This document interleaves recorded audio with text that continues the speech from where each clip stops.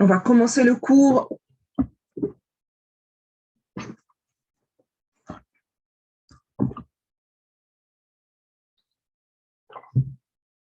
C'est bon?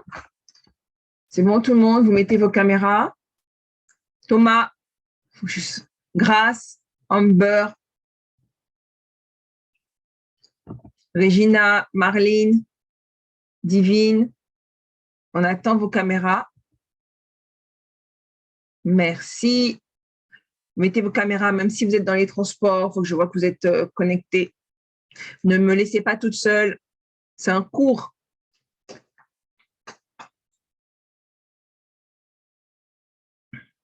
OK.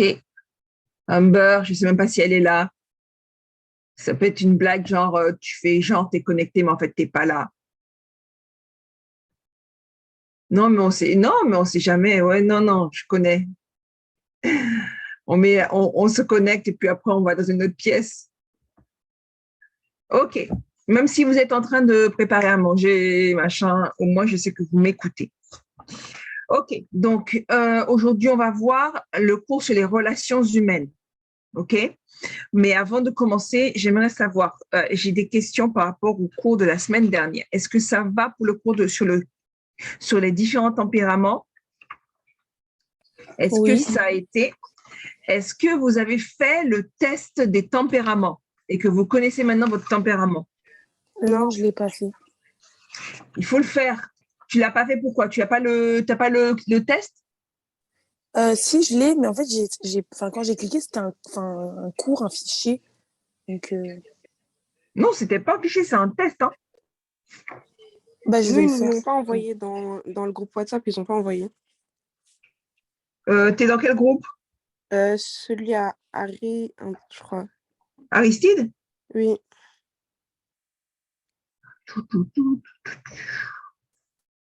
Je vais vous l'envoyer.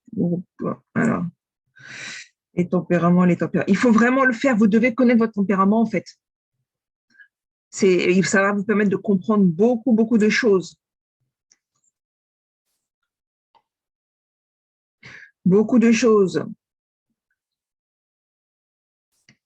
Alors, le groupe d'Aristide, c'est lequel groupe?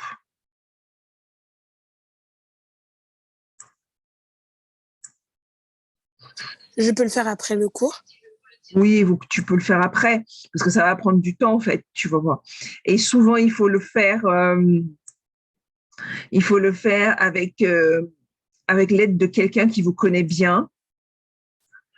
Pourquoi? Parce que parfois, on a tendance à avoir une image de nous-mêmes qui n'est pas vraiment, comment dire, qui n'est pas totalement bien impartial, tu vois. On a tendance à trop mal se juger ou à trop bien se juger.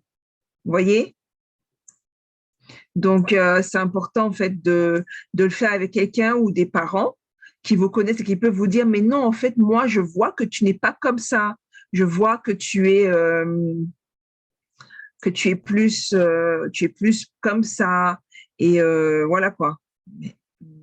Hop. OK. Donc, vous allez voir. Donc, pour trouver son tempérament, on analyse le caractère.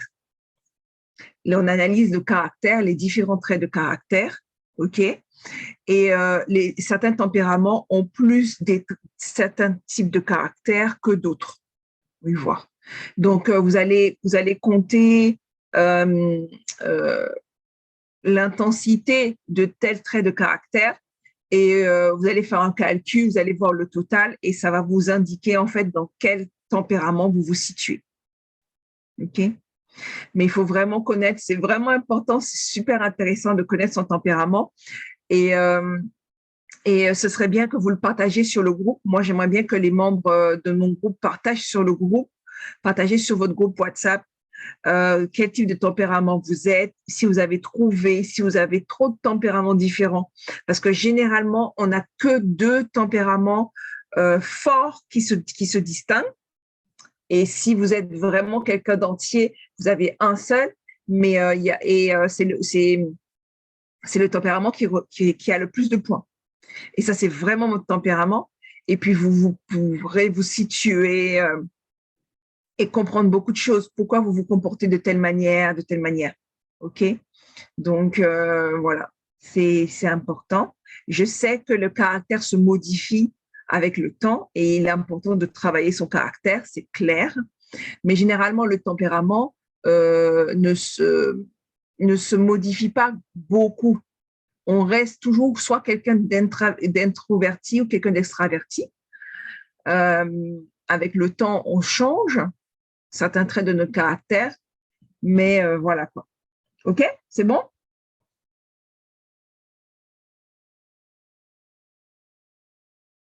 OK, ça t'a fait le devoir, donc et Thomas nous dit au revoir, il doit partir. Alors, on va commencer.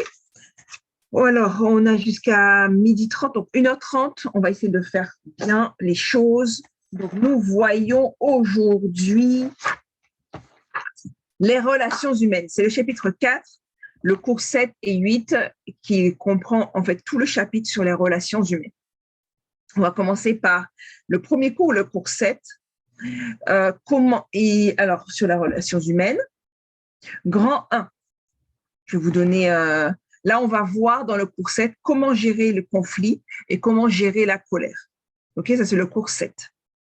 Donc, grand 1, comment gérer un conflit. Alors, est-ce que tout le monde m'entend déjà? Est-ce que ça va? Je ne vais pas trop vite. Est-ce que je parle trop vite? Vous allez me dire. OK? Vous allez me dire. D'accord. Donc, le conflit et la gestion des conflits, en fait, c'est une clé vraiment, vraiment importante dans votre parcours de croissance. OK? Vous devez comprendre et vous devez travailler ça parce que ça va déterminer vos relations avec les autres, avec les chrétiens, les non-chrétiens et l'impact que vous pouvez avoir. OK? D'accord? Donc, c'est vraiment important. D'accord? Et ça va vous demander du travail. Mais nous, on va analyser, on va voir, on va prendre les clés. Et bien sûr, le travail, ça va être vous, en fait. Je ne peux pas le faire à votre place, OK? Mais je prie que vraiment toutes les clés qu'on va vous donner soient vraiment gravées sur votre cœur et qui portent son fruit, que vous puissiez carrément être au niveau des relations humaines, que vous puissiez être au top et que vous puissiez avoir un impact puissant et positif, bien sûr, sur les personnes qui vous entourent. Alors, qui peut me dire parmi vous, selon vous, d'où viennent les conflits? D'où viennent les conflits? Est-ce qu'il y a quelqu'un qui peut me le dire? Des mauvaises ententes. Mauvaises ententes donc, avec les autres? Oui, en fait, moi, je trouve que ça revient beaucoup sur collaborer avec les différents caractères dans notre ancien cours. Par rapport au fait que si on n'a pas les mêmes caractères, des fois, ça peut pas passer ou autre. OK. Ouais, effectivement. Donc, si je résume bien, ça vient de notre nature humaine, la chair, donc. OK? Quelqu'un d'autre, d'où viennent les conflits? Selon vous, qui veut réagir? D'après vous, d'où ça vient? Donc là, on a vu, bon, notre relation avec les autres. Généralement, quand on est avec les autres, hop, ça crée des conflits. Qui d'autre? D'où viennent les conflits?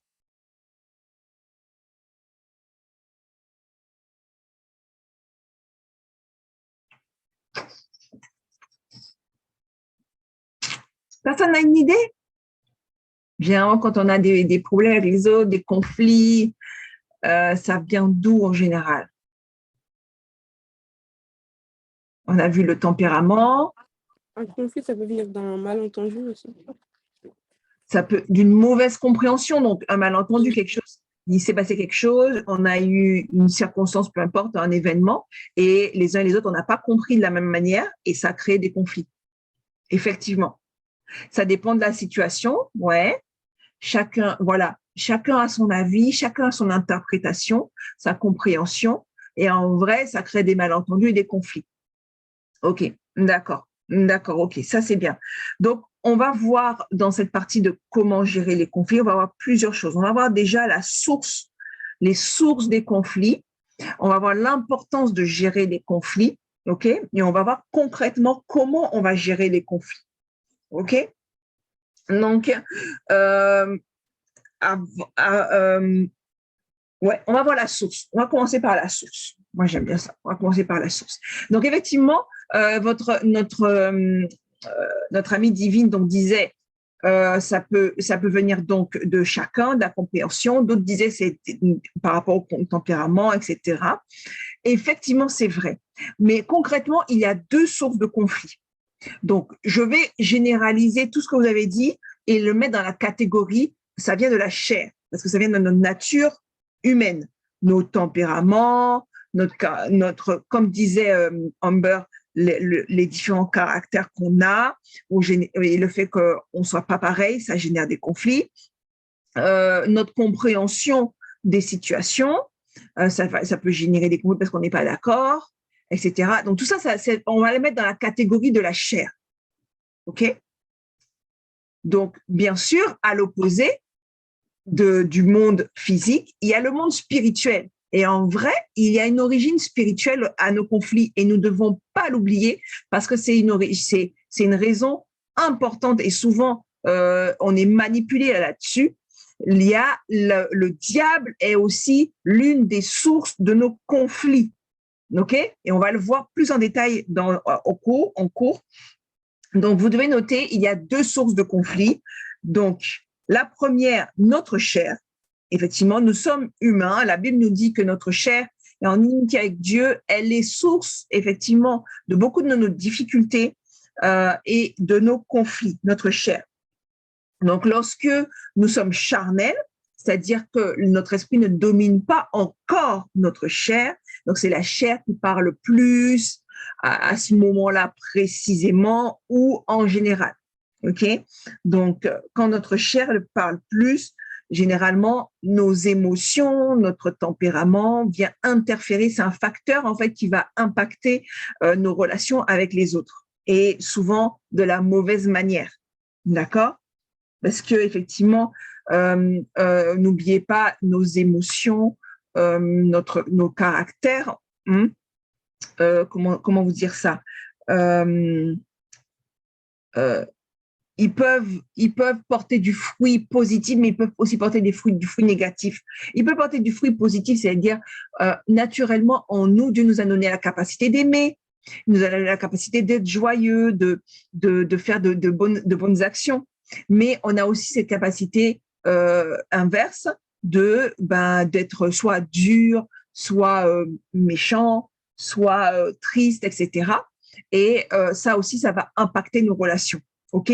Donc, notre chair, on vous l'a dit toujours, elle va émettre des signaux, des indicateurs de ce que l'on ressent, de la manière, dans l'état d'âme dans lequel on est. OK?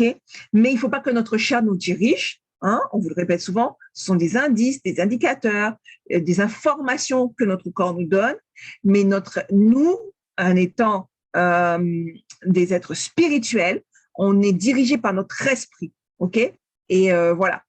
Pour pouvoir prendre le contrôle de la chair, on vous l'a peut-être déjà dit dans vos GR, etc., ou au discipulat, il faut faire des exercices spirituels qui vous aideront à dominer votre chair, à faire que votre esprit grandisse et prenne le contrôle du reste. OK? Donc, je parle de la prière, de la communion, par l'adoration. Je parle également par les jeûnes, le temps de jeûne, etc., les retraites, tout ça. Ce sont des exercices spirituels qui vont vous permettre de développer votre esprit et de prendre le dessus sur la chair. OK?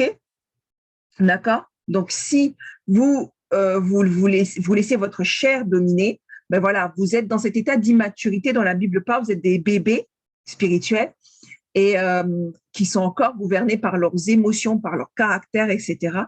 Et vous êtes immature, OK? Et la maturité vient quand l'esprit prend le dessus déjà sur la chair, OK? Donc, la chair est l'une des sources de nos conflits, OK? Et généralement, quand vous avez des conflits, cherchez de deux côtés. Soit il y a la chair, soit c'est le diable, OK?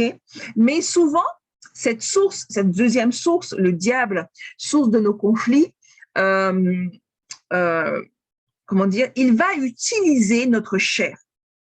Vous voyez, c'est subtil. Il va souvent créer des circonstances, créer des situations conflictuelles, effectivement, mais il va souvent utiliser notre mauvais tempérament, enfin, notre, je ne vais pas dire ça comme ça parce que c'est un mauvais langage, un langage du monde, dire un mauvais tempérament.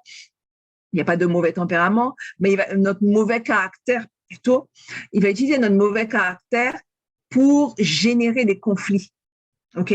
Et en cela, où on peut subir des oppressions, des manipulations du diable pour justement créer des circonstances où on ne s'entend pas avec nos frères et sœurs et on ne s'entend pas avec nos familles, par exemple. Hein? Vous savez très bien que le Seigneur nous appelle à impacter premièrement nos familles. OK? Pour ça, je ne sais pas si on vous l'a bien expliqué, on peut prendre Actes 1:8, que vous connaissez peut-être.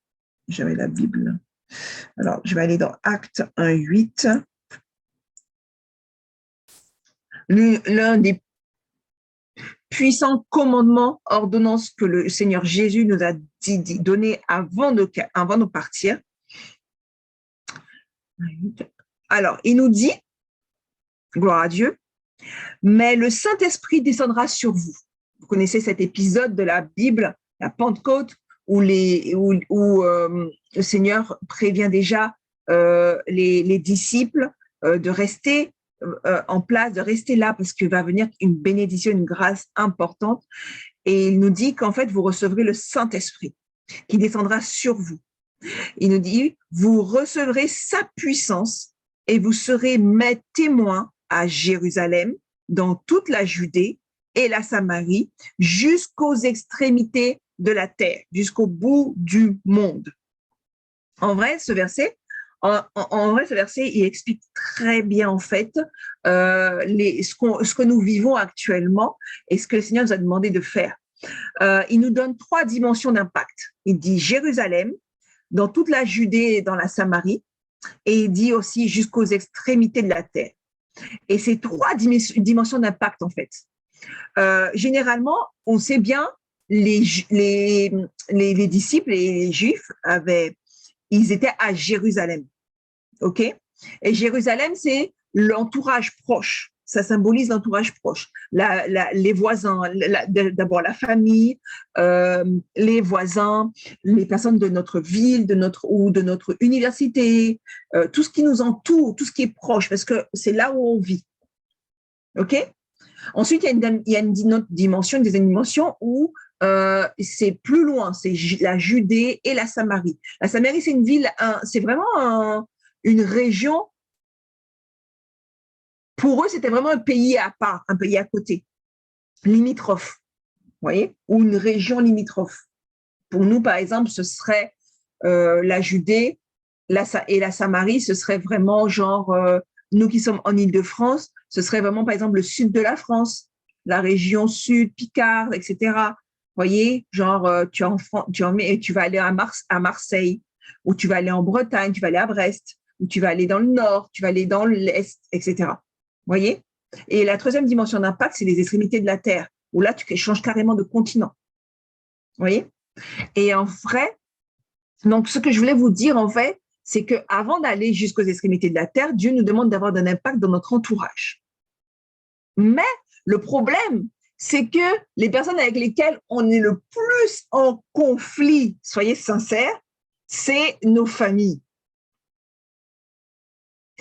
Parce que c'est les personnes, en vrai, qu'on fréquente beaucoup. Et vous allez voir que les personnes avec lesquelles on est le plus en conflit, c'est nos familles, c'est les personnes qu'on fréquente le plus, c'est nos frères, nos frères et sœurs, parfois les gens du réseau avec lesquels on est tout le temps.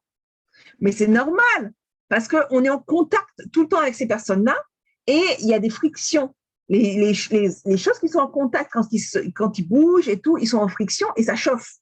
Et quand tu frottes deux matières ensemble, au bout d'un moment, il y a de la chaleur, en fait. Mais c'est ça, en fait. Quand on se frotte les uns avec les autres, eh ben, ça produit des frictions, ça produit de la chaleur. Et la chaleur, soit c'est bon, soit c'est mauvais. La chaleur, ça réchauffe, on se console les uns les autres, on se soutient les uns les autres, mais aussi, c'est la tension, c'est l'électricité, c'est les conflits, on n'est pas d'accord les uns avec les autres. OK? Donc, en vrai, les personnes qu'on doit premièrement impacter, c'est souvent les personnes avec lesquelles on est le plus en contact, les personnes avec lesquelles on est le plus en conflit. Et donc, avant d'aller impacter, non, je vais aller évangéliser aux États-Unis, mais il faut commencer déjà par ta famille. Donc, en vrai, le Seigneur veut qu'on soit en paix, premièrement, et qu'on ait géré les conflits d'abord dans nos familles avant d'aller gérer les conflits des autres. Vous comprenez? C'est vraiment important. C'est vraiment important. Et je vais revenir sur la source qu'est le diable, parce que souvent, le diable va créer beaucoup de tensions dans le milieu familial, dans la cellule familiale, parce que c'est le socle sur lequel on bâtit nos vies. Généralement, nos familles, c'est ceux qui nous éduquent, c'est ceux qui nous donnent de l'expérience, qui vraiment nous apprennent la vie.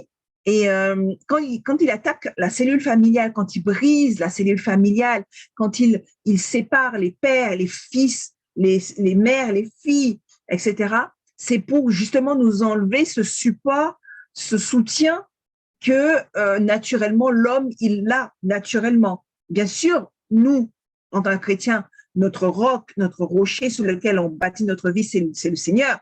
Mais il ne faut pas négliger, en fait, ce soutien naturel que Dieu nous a donné. La famille est une puissance, c'est un soutien important dans la vie de l'être humain.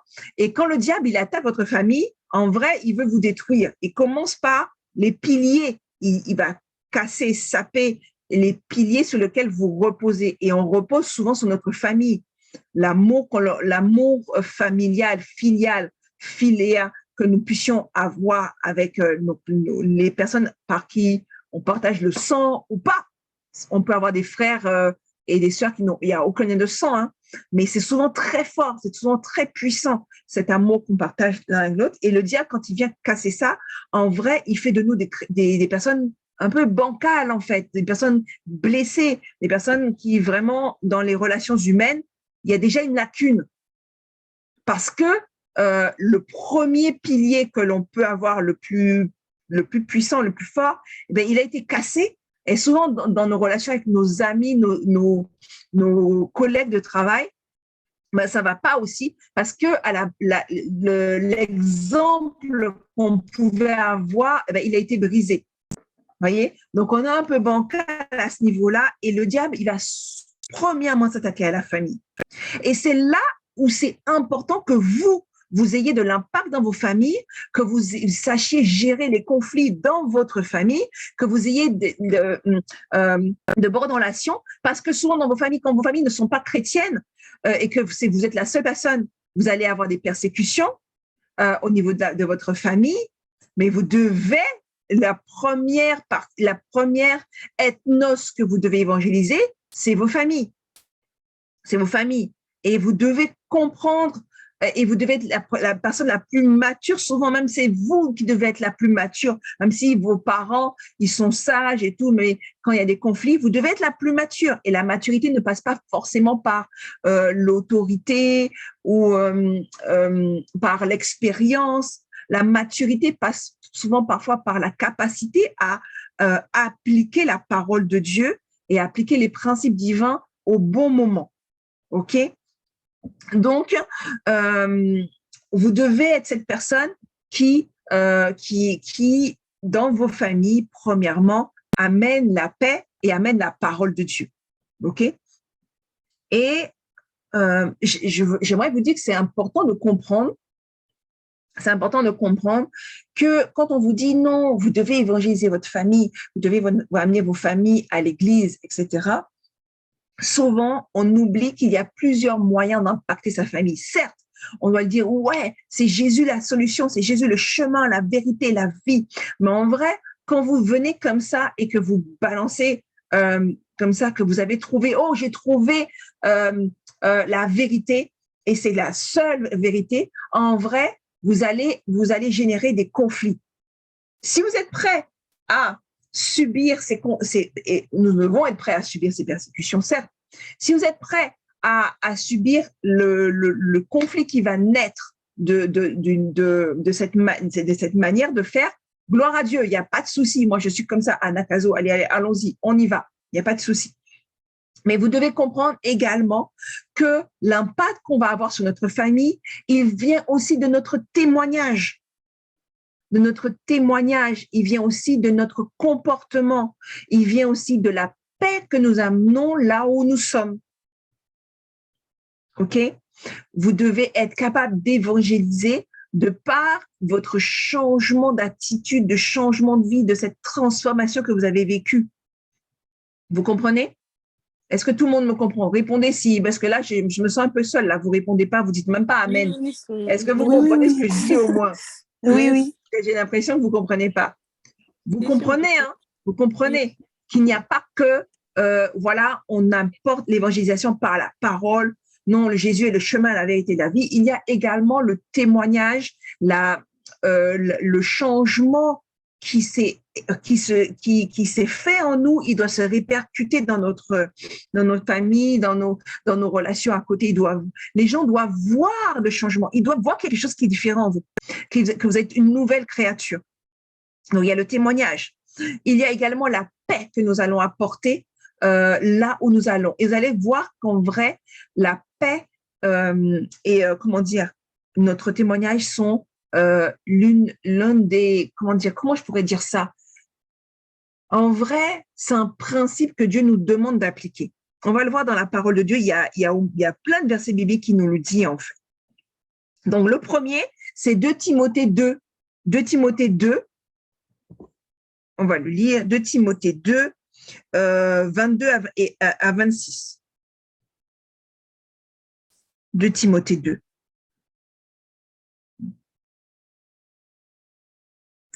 Vous allez comprendre, en vrai, quand on vous dit d'évangéliser vos familles, en vrai, la parole de Dieu, elle est claire là-dessus.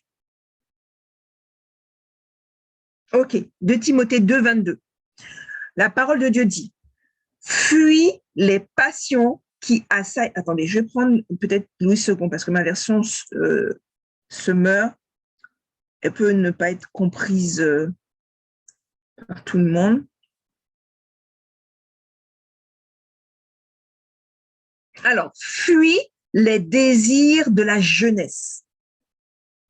Poursuis plutôt la justice, la foi, l'amour, la paix avec ceux qui invoquent le Seigneur de cœur pur. Repousse les débats extravagants et ineptes, c'est-à-dire les grands débats où tout le monde crie, etc., sachant qu'ils font naître des querelles. Ils amènent les querelles. Or, un esclave du Seigneur, c'est-à-dire quelqu'un qui est vraiment soumis à Dieu, ne doit pas se quereller. OK? Il doit au contraire être affable. Affable, ça veut dire un bon caractère, un bon tempérament envers tous, apte à enseigner, prêt à supporter le mal. Vous devez supporter comment dire, comment on appelle ça? Les oppositions que vous pouvez avoir avec vos familles. Hein, vous devez supporter le mal qu'on peut vous faire. Qu'il corrige avec douceur les contradicteurs, dans la douceur, au cas où Dieu leur donnerait de changer radicalement pour parvenir à la connaissance de la vérité. Ça veut dire en fait que, en vrai, les gens qui s'opposent à vous, par exemple, vos parents qui ne veulent pas que vous alliez à l'église, en vrai, vous devez toujours réagir dans l'amour et la soumission avec eux. Pourquoi? Parce que il est possible que Dieu leur donne de changer. Il est possible que Dieu leur donne de le rencontrer et quand il dit parvenir à la connaissance de la vérité, c'est en vrai qu'ils rencontrent Christ à leur tour. C'est en ce sens-là que vous devez être capable. Il vous dit capable donc de supporter le mal, donc capable de supporter tout ce qu'on peut vous faire de mal, les mauvaises paroles, les insultes, les critiques. OK? Et quand on vous critique, il dit toujours avec douceur. Tous ceux qui vous critiquent, toujours répondez avec douceur. Pourquoi? Parce que ça va être un témoignage et il est possible que Dieu les amène à Christ au travers de cela. OK? Amen, amen. Mettez amen quand vous êtes d'accord avec la parole de Dieu et vous devez être d'accord avec la parole de Dieu. Amen. Mettez Amen, amen dans le amen. chat. Si vous voulez pas démuter, dites amen si vous voulez démuter. OK? Donc, Dieu insiste pour que nous soyons des artisans de paix. Et il y a un autre verset biblique qui nous le dit clairement. Et là, c'est Matthieu 5 au verset 9. Matthieu 5 au verset 9. Une phrase toute simple. Elle dit, heureux ceux qui procurent la paix, car ils seront appelés fils de Dieu. Heureux ceux qui procurent la paix, car ils seront appelés fils de Dieu. Donc, en vrai, notre nom, notre identité, fils de Dieu, elle dépend de la paix que nous apportons et que nous procurons autour de nous. Vous comprenez? C'est ce qui va nous différencier des autres. C'est ce qui va nous faire la différence entre nous et le monde. C'est que les gens vont voir qu'on est des fils de Dieu. Pourquoi? Parce que en toutes circonstances, on amène la paix. OK? OK, j'aimerais vous faire participer là maintenant. Lisons ensemble Hébreux 12, 14. Qui veut lire Hébreux 12, 14? Hébreux 12, 14. Qui veut lire?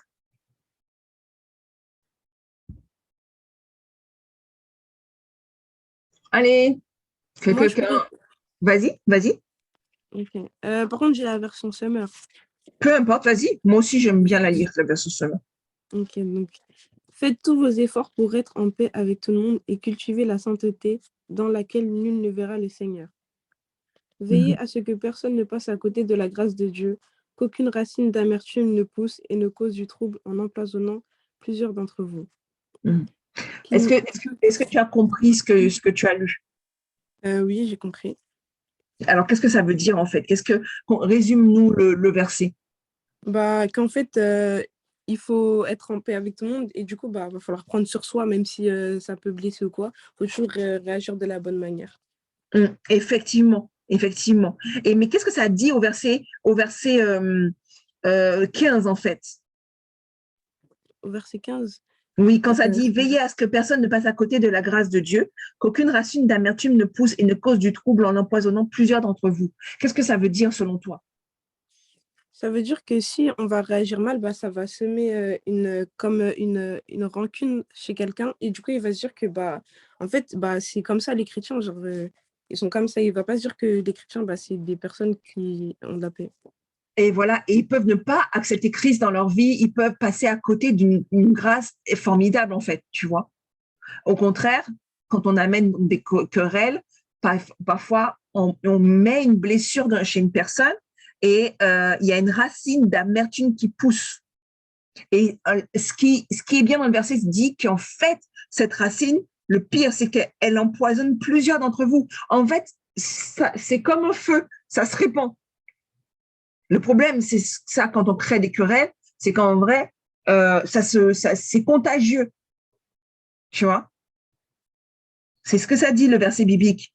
C'est qu'en vrai, on peut blesser quelqu'un en faisant ça, tu vois, en ne cultivant pas notre sainteté, en ne faisant pas des efforts pour qu'il n'y ait pas de querelle entre nous. En vrai, ça va provoquer, en fait, on va blesser les gens autour de nous, qui vont blesser les gens autour d'eux. Et ça va se répandre, ça va être contagieux, en fait. Et ces personnes-là vont passer à côté de la bénédiction. Amen, amen. Donc, ce qu'on voit en vrai, ce qui est important là, c'est que Dieu nous dit qu'en fait, on a des efforts à faire. On a des efforts à faire et c'est important en fait de travailler ça en nous. C'est important de voilà, parce qu'on doit faire attention aux autres. Et l'impact qu'on a sur les autres, il peut être véritablement énorme parce que ça se propage, c'est contagieux. OK? Ce que j'aimerais aussi porter à votre attention, ce qui est important également, c'est un autre verset qui nous dit, et là, en vrai, ça vient rajouter en fait une clé importante pour la gestion de nos conflits. C'est Galates 5:6. Qui veut lire Galates 5:6? Quelqu'un d'autre? Moi, je veux bien. Vas-y, Galates. On va prendre Galates 5:6. Vas-y. Attendez, je cherche dans ma Bible. Enfin, Ouais. C'est après, tac, tac. Sinon, je vais prendre ça sur le téléphone. Je vais prendre sur le téléphone. Galates 5:6. Donc, c'est Galates 5:6. Car, moi, j'ai la version Louis II. OK. Car, en Jésus-Christ, ni la circoncision, ni l'incirconcision n'a de valeur, mais la foi qui est agissante par la charité. D'accord. Moi, par exemple, dans ma version, ça dit, donc, car pour ceux qui sont unis à Jésus-Christ, ce qui importe, c'est pas d'être circoncis ou incirconcis, c'est d'avoir la foi par une foi qui agit par amour. Alors, on s'explique ce verset. Vous savez, c'est quoi la circoncision et l'incirconcision? Oui. OK. Bon, ça, c'est une comment dire? C'est une loi liée à l'Ancien Testament. OK? À la loi. OK? De Moïse. Donc, la circoncision et l'incirconcision. En vrai, ce qu'on comprend dans le verset de manière, si je mets le contexte, il y avait un conflit entre les chrétiens, donc les nouveaux chrétiens nés de nouveau, etc., et leurs parents juifs et la religion juive. Parce qu'en vrai, ils disaient tous, certains chrétiens disaient, maintenant qu'on est né de nouveau, on n'est plus soumis à la loi, donc on n'a plus besoin de se circoncire, de faire la circoncision en vrai. Et il y en avait d'autres qui étaient attachés encore avec leur tradition. Ils disent non, faut faire la circoncision et tout, c'est important et tout. Et il y avait un conflit en vrai. Et l'apôtre Paul, il vient, il leur dit, mais en vrai, vous avez un problème. Ce qui est important là actuellement, c'est pas votre débat, doit-on se circoncire, doit-on pas se circoncire. En vrai, ce qui est important, c'est la foi qui est agissante par l'amour. Donc là, il vient, il nous dit, mais non, ce qui est important, c'est la foi en Dieu. C'est ça qui compte en fait. Vos histoires, si tu veux te faire circoncire ou pas, tu fais ce que tu veux en vrai. Tu fais ce que tu veux. Mais ce qui est le plus important, c'est ta foi. Et en vrai, ce que je voulais surtout mettre l'accent en fait sur, c'est en vrai ce qu'il dit, c'est la foi qui est agissante par l'amour. Il n'a pas juste dit. En vrai, ce qui est important, c'est la foi. Vous devez croire en Jésus, c'est tout. C'est pas le fait de se circoncire ou de pas se circoncire qui va faire en sorte que vous êtes sauvé ou pas. C'est votre foi qui est le plus important. Mais il dit en vrai, la foi, elle est agissante par l'amour. Si vous pouvez pas ne pas avoir la foi sans l'amour. Si nous n'avons pas l'amour, notre foi, elle n'est pas efficace. OK? Donc, en vrai, si on ne s'aime pas les uns les autres, si on n'est pas dans l'amour les uns les autres, si au contraire, si on est dans les conflits, si on est dans les débats, si on est dans les querelles, en vrai, notre foi, elle peut pas agir. Elle est là, mais elle peut pas agir. Elle n'a pas d'impact. Elle ne peut pas nous apporter la victoire sur le diable. Elle ne peut pas nous apporter la victoire sur les circonstances. En vrai, notre foi, elle n'est pas agissante si on n'a pas l'amour. OK? Or, les conflits, les querelles, tout ça, ça n'entretient pas l'amour entre nous, en vrai. Quand on se dispute avec nos frères et nos sœurs, à un moment donné, on est toujours là. Ah ouais, non, mais moi, je t'aime plus. Tu n'es plus mon frère, tu n'es plus ma sœur. Allez, je te barre. Il n'y a pas d'amour. L'amour, il est peut-être là où on le voit plus du tout. On le ressent plus du tout. En vrai, les querelles et les conflits, ça tue l'amour en nous et donc, ça impacte notre foi. Vous comprenez? Oui. Oui, on comprend. OK. Et en vrai, les chrétiens d'avant, ils ont rencontré ce problème-là parce que ça est également arrivé dans l'Église. Donc, en vrai, ils avaient des conflits entre eux parce qu'ils avaient des idées différentes. Et c'est encore le cas. Il y a des églises qui croient en tel truc et d'autres églises qui ne croient pas du tout en ça. Ils disent non, c'est pas scripturel, etc. Il y a encore ce genre de conflit, ce genre de différence de croyance au milieu des chrétiens. OK? Et les chrétiens, on voit dans Galates, dans Corinthiens, on voit en fait que les chrétiens avaient des querelles entre eux. Et l'apôtre Paul, il est venu pour essayer de résoudre ces querelles, d'accord? Et l'un des conflits, un autre conflit, par exemple, donc il y avait le conflit sur la circoncision, c'est l'un des exemples. On l'a vu dans Galates 5-6. Il y a un autre conflit qu'on peut aussi rencontrer actuellement, etc. C'est dans 1 Corinthiens 1, du verset 10 à 15. 1 Corinthiens 1, du verset 10 à 15. Pour aller plus vite, je vais vous expliquer. Vous allez aller lire, mais je vais vous expliquer.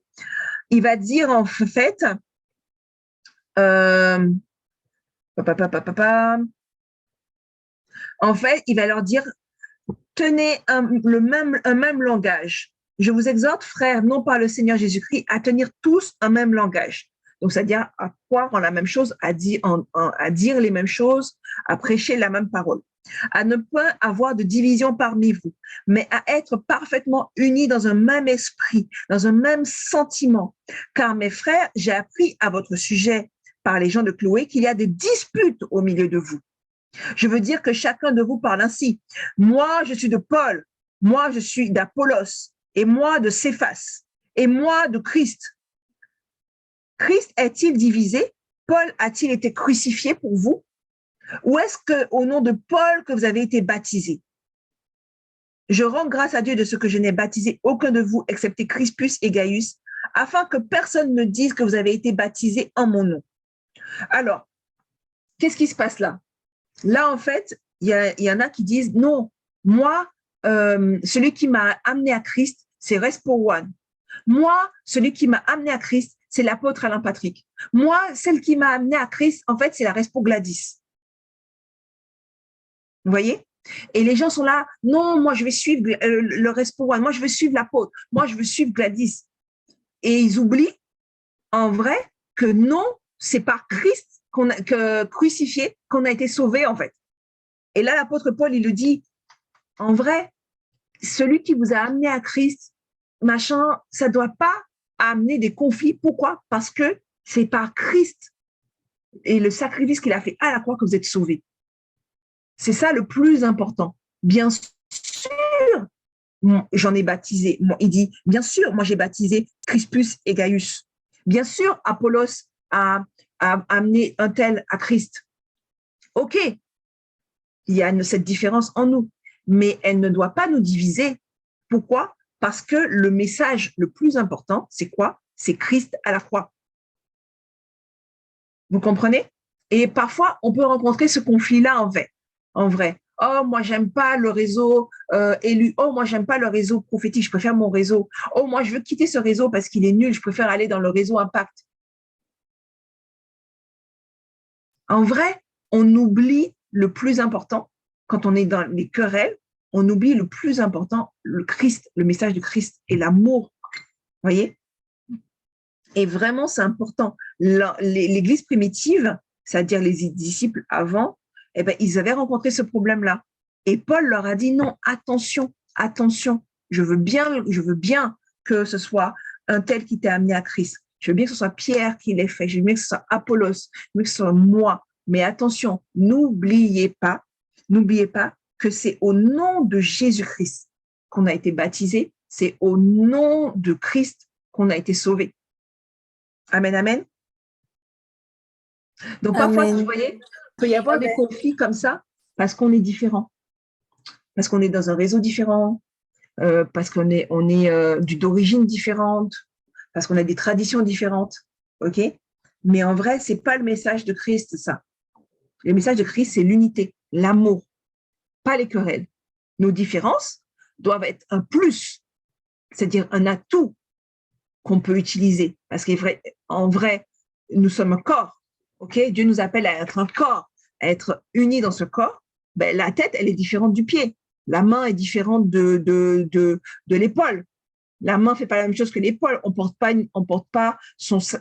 l'épaule porte le sac à dos et parfois la main peut aussi porter le sac. Mais parfois, la main porte la tasse, mais la tasse, tu peux pas mettre ton verre d'eau sur ton épaule. Tu peux pas. Tu le fais avec la main. Il y a des tâches qu'on peut faire ensemble, il y a des tâches que certains vont faire parce qu'ils sont doués pour ça, etc. Mais ça ne doit pas diminuer l'importance. Pourquoi? Parce que sans l'épaule, il n'y aurait pas la main. La main ne pourrait pas porter sans l'épaule. Hein. Si je n'ai pas d'épaule, ma main, je ne peux pas soulever mon poids. En vrai, on est un corps. On est différent, mais on est un corps et on est unis. OK? Donc, au milieu de nous, il ne doit pas y avoir des querelles. OK? Et vous devez, pour pouvoir gérer ces querelles, vous devez identifier quand il y a des querelles et les points sur lesquels il peut y avoir des querelles. OK? Par exemple, je vais vous donner des symptômes. Les symptômes, les signes qui montrent que là, il y a des problèmes. OK? Le premier, ça peut être la haine. Quand au milieu de nous, il y a des gens qui sont haineux ou qui ont de l'amertume. L'amertume, c'est quoi? L'amertume, c'est un peu comme la rancune. C'est quand c'est un sentiment que tu ressens suite à une blessure. Il y a une blessure en toi, et en fait, ça va créer de l'amertume. À cause de cette blessure, en fait, tu te sens mal, tu te sens amer, tu te sens, t'aimes pas les gens, t'aimes pas telle chose, t'aimes pas telle situation, parce que avant, ça t'a blessé. Donc, il y a l'amertume, l'orgueil. L'orgueil aussi amène les querelles. Le jugement et la critique. Le jugement et la critique. Les mensonges, c'est des symptômes, les mensonges, la colère. Les gens sont tout le temps en colère, c'est qu'il y a quelque chose qui ne va pas. La rébellion, quand quelqu'un se rebelle, généralement, c'est parce qu'en fait, il y a en lui de la colère ou de l'amertume pour une situation quelconque, vous voyez. Le sentiment de peur, le sentiment d'insécurité. On est dans un groupe, mais en vrai, on n'est pas bien. On a toujours peur qu'un tel dise quelque chose. On a toujours peur qu'un tel fasse quelque chose. Quand il y a la peur, ça peut amener des querelles. Ou c'est le signe qu'il y a eu des querelles. La jalousie aussi.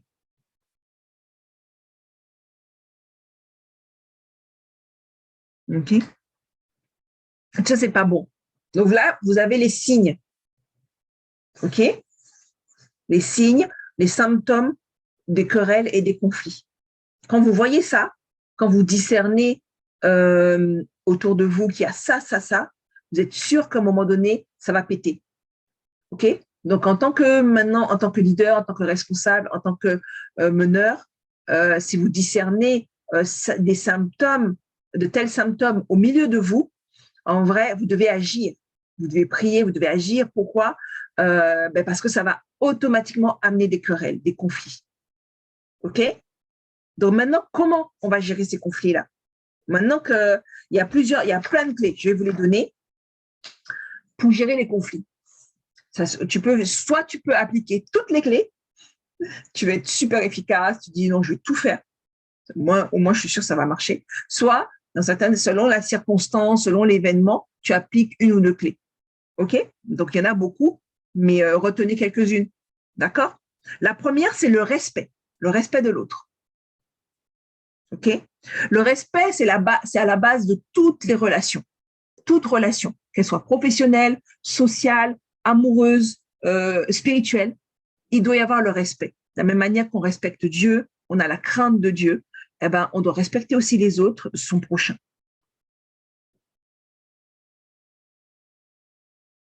OK? Donc, ça passe dans votre moyen de communication. Nous allons voir ça pour la suite. La manière dont vous parlez. Ça, souvent, dans nos familles, quand on s'adresse, par exemple, à un aîné, il va vous faire remarquer que votre ton n'est pas adapté. Ouais, tu me parles mal. Ouais, tu es impoli, etc. Parce que parfois, ça peut être même dans le ton ou la manière dont on dit, pas seulement les mots, hein.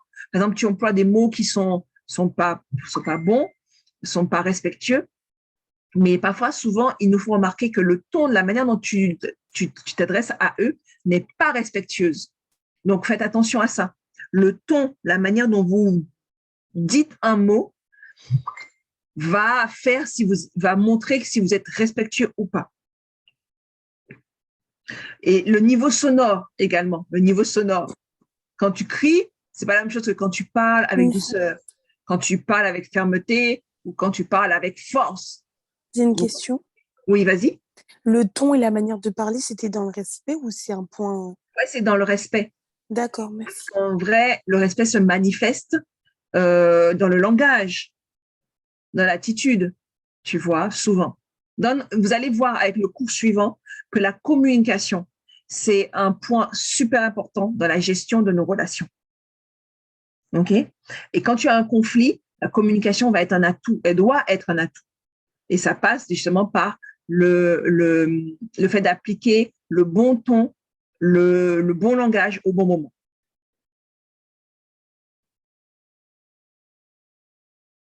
Deuxième clé, reformuler.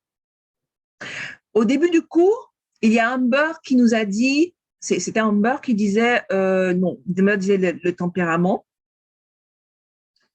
C'était qui, je sais pas c'était qui disait en vrai, c'est parce qu'on est différent et on se comprend pas. C'était Céline, je crois. C'était moi, j'ai dit les malentendus, oui. Ouais, en vrai, c'est souvent donc en fait parce qu'on est différent et qu'on se comprend pas, il faut souvent reformuler pour éviter tous les malentendus. Parce qu'en vrai, comme on est différent, on va comprendre les choses différemment, ou on va peut-être mal entendre, ou on va pas entendre les choses de la même manière. Vous voyez? Et le fait de répéter pour vérifier que la personne elle a bien compris ce que tu voulais dire, ce que tu avais l'intention de dire derrière. Il faut reformuler pour éviter qu'il y ait une mauvaise compréhension et donc éviter qu'il y ait des conflits. Non, tu m'avais dit ça, mais c'est pas ce que j'ai voulu dire. Mais si, tu m'as dit ça veut dire que tu voulais dire ça. Non, c'est toi qui as interprété. En vrai, quand je disais ça, c'est parce que je voulais faire comprendre ça. Vous comprenez? Reformuler. Troisième clé, savoir se taire. Savoir se taire. Souvent, dans les conflits, dans les disputes, on veut gagner. Le problème, souvent, c'est qu'on veut gagner. Le fait de vouloir avoir raison ou de vouloir gagner, c'est pas tant mauvais que ça, mais ça dépend de ton objectif. Tu veux gagner quoi, en vrai? Si tu as le bon objectif,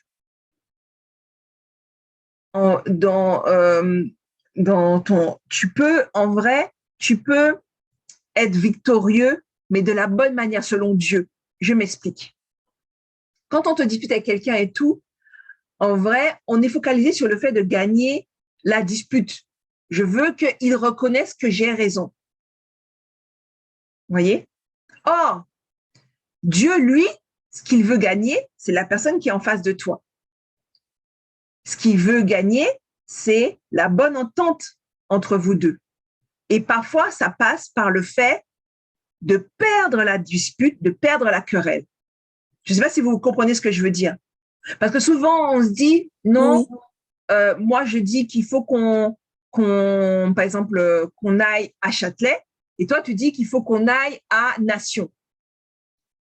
On se dispute, non, c'est moi qui ai raison, Châtelet, c'est mieux, il y a plus de gens, on va mieux s'amuser et tout. Non, Nation, c'est mieux, parce que c'est plus court, on peut passer par là, parce que c'est tout près de la maison et on pourra rentrer. Tu vois, on se dispute, non, moi j'ai raison, il faut qu'on aille à Châtelet, c'est plus important, etc. Et là, on se dispute, non, c'est moi qui ai raison, non, c'est toi qui as tort, tu comprends rien à rien, et puis tu connais même pas le chemin, etc. On se dispute. on reste focalisé sur le fait que non, on veut avoir raison et on oublie qu'en vrai, pour Dieu, le plus important, c'est qu'on s'entende bien.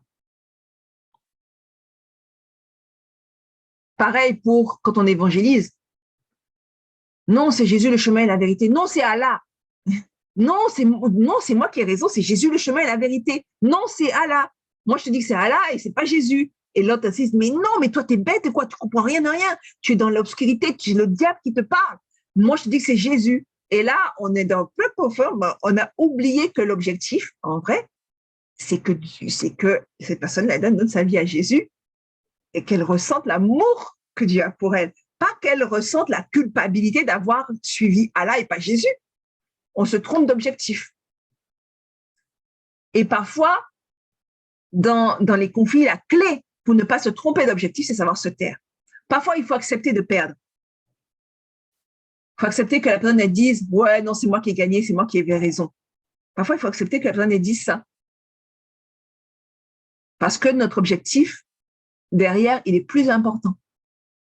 Que la personne donne sa vie à Jésus, qu'on soit en paix, elle et moi, que vraiment, qu'elle comprenne les choses plus par mon témoignage que par les paroles que je vais dire. Ou qu'elle comprenne plus par la prière que je vais faire pour elle et la réalisation par exemple, elle a un projet d'entreprise ou elle a un projet d'école, je vais prier pour elle, elle va voir que Dieu agit dans sa vie, hop, elle va se convertir. Plutôt que par le fait de dire non, tu te trompes, tu dois quitter la religion musulmane, tu dois devenir chrétien parce que c'est le diable, tout ça, non. Vous comprenez? Autre clé, être patient. Autre clé, être patient. C'est lié, être patient. Autre clé, faire des compromis. Des compromis, c'est important également. Tout ça, c'est lié. Savoir se taire, c'est parfois faire des compromis. On accorde à la... Oui? Ministre, ça veut dire quoi compromis, s'il te plaît? Alors, compromis, c'est quand... Excuse-moi. Un compromis, c'est quand on accorde à la personne qui est en face de nous, avec qui on est en conflit ou on est en train de discuter, on lui accorde des points. C'est-à-dire, on décide que, par exemple, vous décidez, par exemple, de déménager et vous avez un conflit, par exemple, vous devez décider de où vous allez vivre, vous devez décider dans quelle ville, dans quel type d'appartement, etc., etc. Il y a plein de critères. Eh ben, tu décides que dans toute cette discussion-là, ben, tu décides que la personne peut décider de la ville. Moi, je vais décider du type d'appartement. Je vais décider, par exemple, qu'on va aller dans un 3 pièces ou dans 2 pièces. Et toi, tu vas décider qu'on va aller à Paris ou à Argenteuil ou au hameau. Peu importe. Vous voyez, on fait des compromis. On accepte que la personne décide pour tel sujet. En échange, moi, je décide pour tel autre. Ça, c'est le compromis.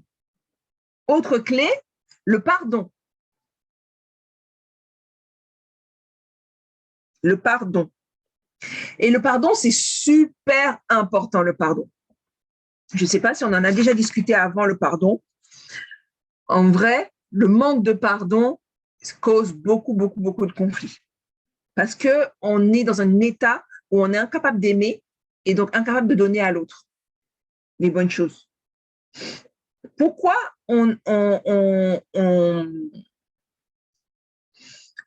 pourquoi on doit pardonner? En vrai, le pardon, comment dire, on est dans un état où à l'intérieur de nous, on a de la rancune. On a été offensé, on a été blessé.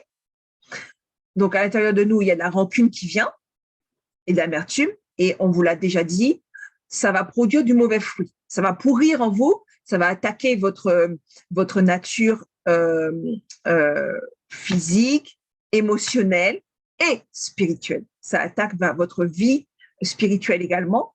Donc, il faut pardonner. On vous a peut-être dit dans le coup précédent, le pardon, c'est une décision. Le pardon, c'est une décision. Le pardon ne doit pas dépendre de celui qui vous a offensé. La Bible nous demande de pardonner et il ne nous demande pas de pardonner quand la personne demande pardon. On doit pardonner dans tous les cas. Avant même que la personne nous demande pardon, on doit être capable de pardonner. OK? Le pardon est une décision et le pardon est un passage obligé pour toutes les personnes qui veulent être restaurées. Vous voulez être restauré, vous devez pardonner. Vous devez décider de pardonner. Pourquoi on dit décider de pardonner? Parce que ça commence par une décision et le pardon vient au fur et à mesure. C'est un processus. C'est le processus de guérison, c'est le processus de restauration et ça commence par le pardon. OK?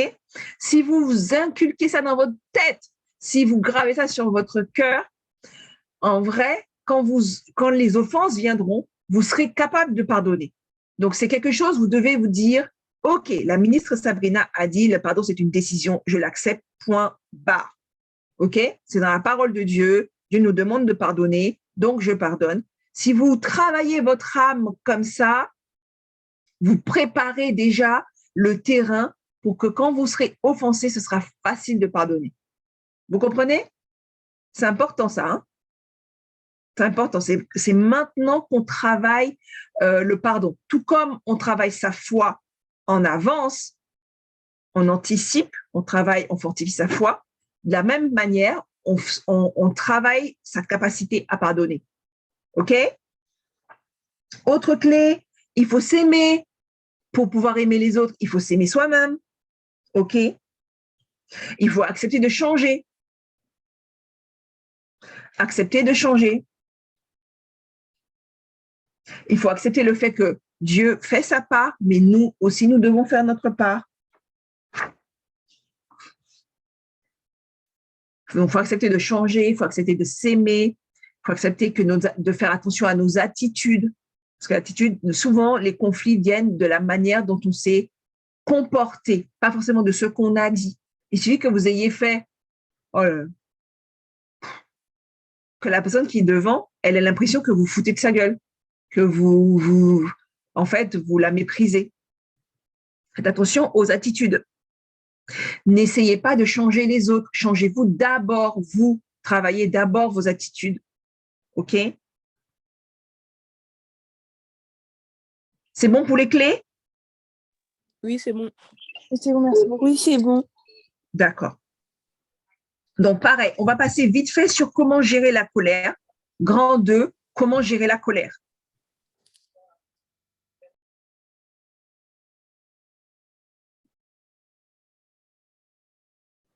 Donc, le problème, ce n'est pas le sentiment de colère. Hein, c'est un indicateur. Vous devez le prendre comme un indicateur. Je vous le répète beaucoup, mais c'est important. C'est parce qu'enfin, ça commence comme ça. Si dans votre tête, vos émotions, tout ce que vous ressentez sont des indicateurs, vous comprenez que ce sont des indicateurs, vous aurez beaucoup plus facilement la capacité de les gérer.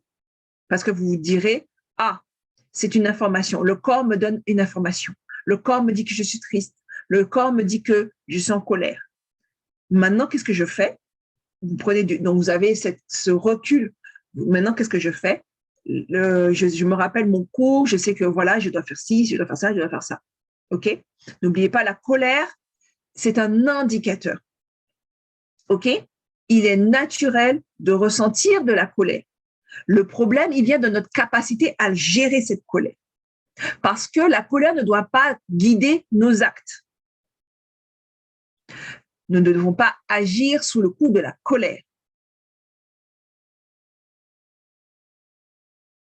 OK? Donc, nous devons traiter, petit 1, nous devons traiter la colère. Pourquoi? Parce que la colère non traitée prend racine en nous. Petit 1, la colère non traitée prend racine en nous.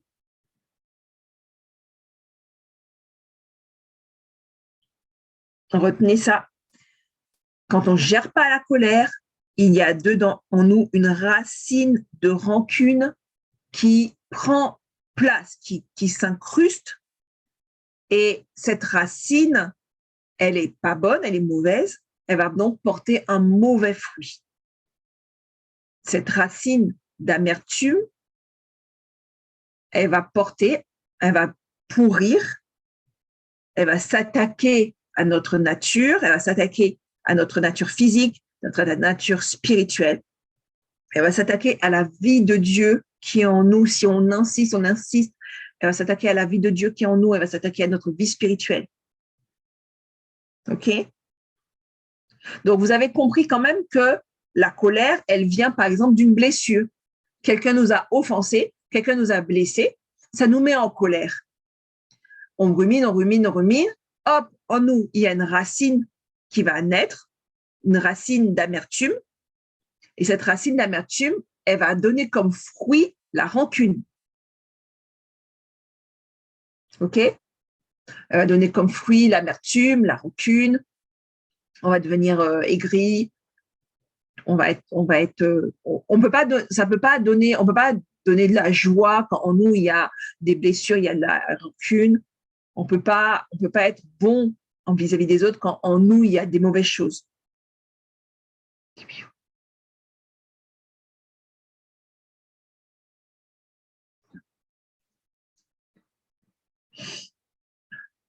OK? Petit 2, le manque de pardon. On l'a vu, le pardon, le manque de pardon. Le manque de pardon va entretenir cette racine d'amertume. OK?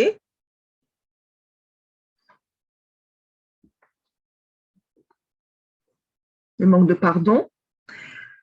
Donc, on gère la colère comment avec le manque de pardon? Il faut pardonner, on a dit, c'est une décision que l'on prend. Dieu nous demande de pardonner.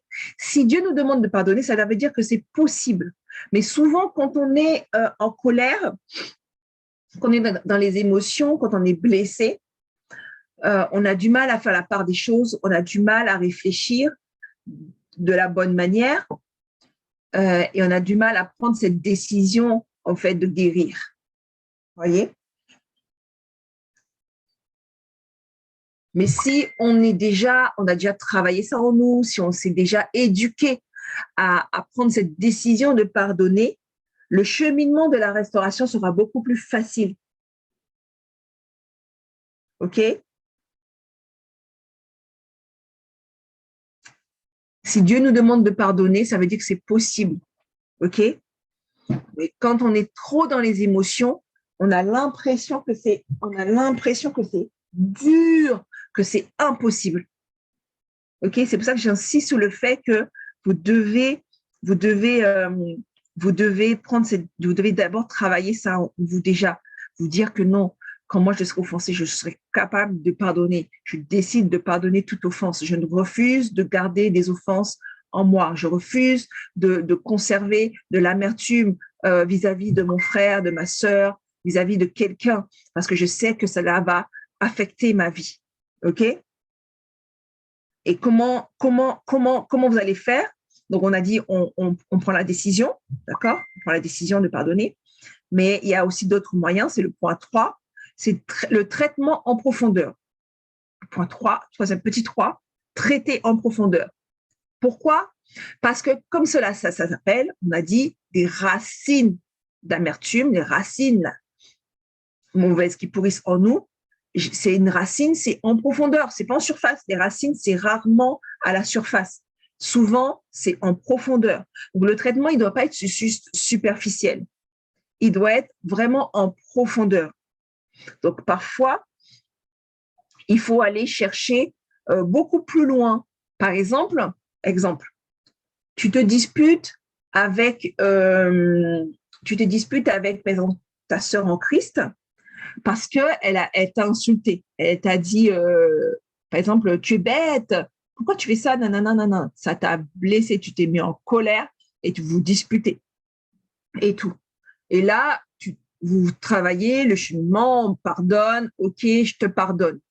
Mais en vrai, il y a un traitement en profondeur qui n'a pas été fait et qu'il faut faire. Je m'explique. Pourquoi le fait qu'elle dise que tu es bête t'a mis en colère? Parce qu'en vrai, tu te connais. Tu sais que tu n'es pas bête. N'est-ce pas? Vous vous connaissez chacun. vous connaissez votre niveau d'intelligence. Vous savez que vous êtes quelqu'un qui est victorieux, vous avez la réussite, vous avez réussi vos études ou vous avez réussi telle chose, vous êtes quelqu'un de bien, vous savez que vous n'êtes pas bête. Alors pourquoi le fait qu'elle l'ait dit, que vous êtes bête, vous a mis tellement en colère? C'est un exemple que je prends. En vrai, il faudrait fouiller, aller en profondeur, parce que n'importe qui aurait pu dire que vous êtes bête. C'est pas seulement elle le problème, c'est pas seulement le fait de vous réconcilier avec votre ami qui est le traitement est total. Vous voyez, vous comprenez ce que je veux dire? Il y a un cheminement qui est plus profond qu'il faut faire. Pourquoi le mot bête vous a mis en colère? Peut-être que c'est lié à votre passé. Peut-être que quand vous étiez petit, on vous a sans cesse répété que vous étiez bête ou quelqu'un que vous aimez vous a dit, vos parents, vos frères, vous a dit que vous étiez bête et que ça vous a marqué, ça vous a blessé. Et que dès que quelqu'un dit, un ami, un responsable de GR dit que vous êtes bête, ça vous met super en colère. C'est peut-être lié à ça, les expériences passées, les blessures du passé. Et le traitement en profondeur va être là, va toucher les choses qui sont profondément enfouies en nous. On ne sait souvent pas pourquoi, mais c'est là et ça impacte notre comportement actuel et futur. Vous voyez? Donc, en vrai, il faut faire un nettoyage en profondeur. Il faut creuser, aller chercher plus en profondeur pour savoir pourquoi telle situation m'a tellement touchée. C'est peut-être parce que dans le passé, il y a quelque chose qui s'est passé et j'ai pas encore pardonné. Et donc, ça se répercute sur le présent. OK? Donc, c'est là où on se dit, ah ouais, il faut que je m'asseye et que je réfléchisse et que je me dise, en vrai, j'ai peut-être une responsabilité dans ce conflit avec mon frère et ma sœur. C'est peut-être pas juste le fait qu'elle ait dit que j'étais bête, c'est peut-être parce qu'au fond, j'ai un problème plus profond. Donc, on accepte sa part de responsabilité. OK? Est-ce que ça veut dire que les autres ne sont pas responsables? Non, c'est pas ce que je suis en train de dire. Je suis pas en train de dire que le frère ou la sœur ou le responsable, il a pas tort. Non. C'est simplement qu'en vrai, chacun a ses torts. Parce que, comme je l'ai dit, la colère est un indicateur, il ne doit pas diriger vos actes. OK? Maintenant, on va voir le cours 8. C'est bon? Là, à ce niveau-là, vous n'avez pas de questions? Le cours 8, c'est le grand 3 de ce chapitre. Donc, le grand 3, apprendre à écouter et à communiquer. La communication est vraiment l'un des points dans lesquels on va souvent pécher, on va souvent avoir des problèmes parce qu'il y a une mauvaise communication ou alors la communication n'est pas adaptée, etc. Donc, on va étudier ensemble la communication. Donc, c'est quoi la communication? Définition. Donc, c'est faire passer un message ou faire savoir quelque chose à quelqu'un pour qu'il en prenne connaissance. OK? Communication. Faire passer un message ou faire savoir quelque chose à quelqu'un pour qu'il en prenne connaissance.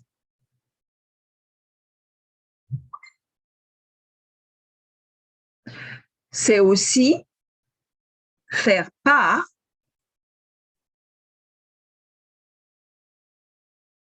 à quelqu'un ou partager un sentiment, faire part à quelqu'un ou partager à quelqu'un un sentiment, un état, un sentiment, un état,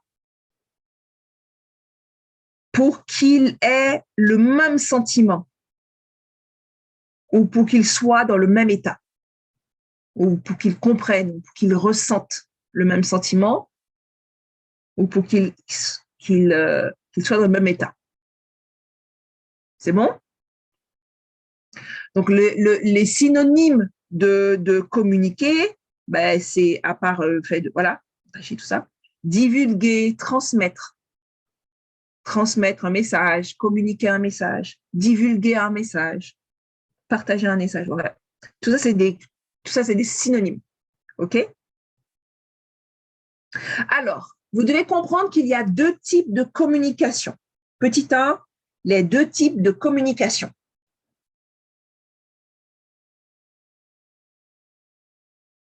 Il y a la communication verbale d'un côté et la communication non verbale de l'autre. Je m'explique. Qu'est-ce que la communication verbale? La communication verbale, c'est la communication qui utilise le verbe. OK? C'est-à-dire, ça peut être le langage, parlé ou écrit. Le langage parlé ou écrit. C'est la communication verbale. On utilise l'écriture, le verbe. C'est ce qu'on appelle le langage.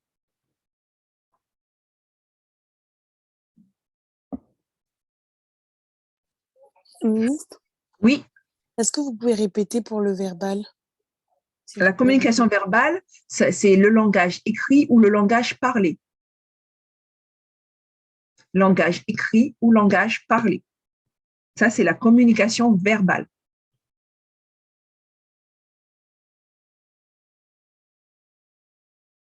C'est bon?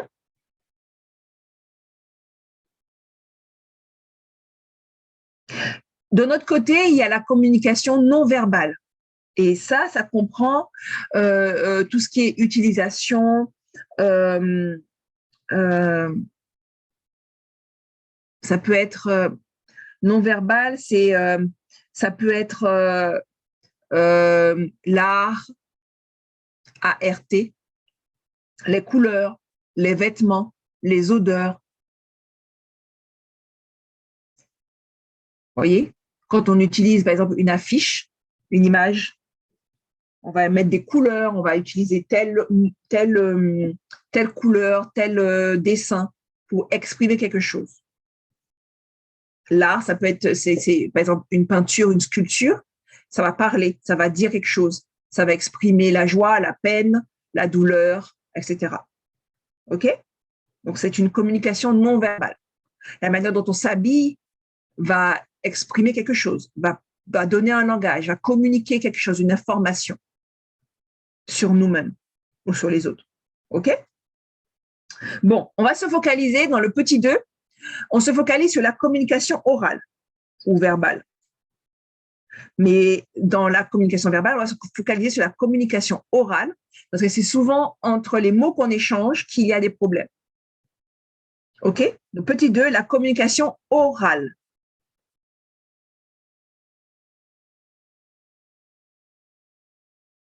OK? Alors, vous devez comprendre que lorsqu'on s'exprime et lorsqu'on communique, en vrai, on transmet non seulement des mots, mais on veut transcrire un ressenti, une émotion, ce que nous ressentons. D'accord? Et souvent, on le fait par les mots. D'accord? Vous devez comprendre également que comment vous dire ça? Quand on s'exprime, la compréhension de ce que l'on veut exprimer, la compréhension de ce qu'on va dire, va dépendre de beaucoup de facteurs. Pourquoi?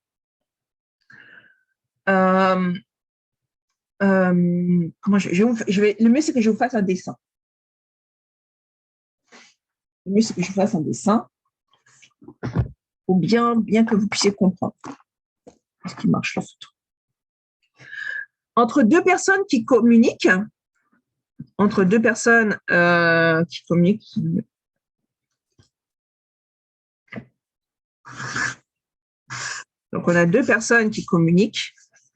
Il y a une personne qui parle et une personne qui écoute. OK? Donc, la personne qui parle Il y a deux personnes. Il y a la personne qui parle et la personne qui écoute. OK? Donc, la personne qui parle, elle va parler à l'autre. OK? Donc, la compréhension par cette personne-là va dépendre de la personne qui parle. Elle va dépendre, de plein de choses. Elle va dépendre de langage. Par exemple, si elle parle français ou si elle parle anglais et que la personne, elle ne comprend pas l'anglais. Ça va dépendre du niveau sonore aussi. OK? Si la personne parle suffisamment fort, si la personne parle bizarrement, si elle bégaye, ça va dépendre de… Voilà. OK?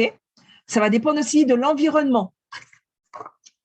Si la personne, elle est loin ou si elle est enfermée quelque part, si elle est accessible, est-ce qu'il y a un obstacle? Est-ce qu'il y a des obstacles qui empêchent que la personne, elle peut ne pas vous voir, elle peut ne pas vous entendre? OK? Ça dépend aussi s'il y a d'autres personnes autour. Est-ce qu'elle est seule ou pas? Voyez? Donc, la compréhension, quand on communique, va dépendre de beaucoup de facteurs et souvent, on ne fait pas attention aux facteurs qui nous entourent. Est-ce que la personne qui écoute, elle est occupée à faire autre chose? Est-ce que la personne qui nous écoute, elle est entourée par d'autres personnes qui peuvent modifier le langage? Vous avez déjà joué le jeu où on parle dans une oreille, dans l'oreille de son voisin. Le téléphone arabe. Le téléphone arabe. Oui, vous avez déjà joué au téléphone arabe. Et généralement, au bout de 5-6 personnes, le message qui avait été donné au départ, ce n'est pas du tout le même. Il a été modifié. Donc, quand on communique souvent, les personnes, elles interprètent différemment ou elles modifient, elles comprennent le message d'une certaine manière et elles vont le retransmettre d'une autre manière. Tout ça, ça impacte notre compréhension. OK? C'est la raison pour laquelle, à cause de ces influences qui peuvent être positives ou négatives quand on communique, il va falloir qu'on applique certains exercices pour améliorer notre communication. OK? Un exemple.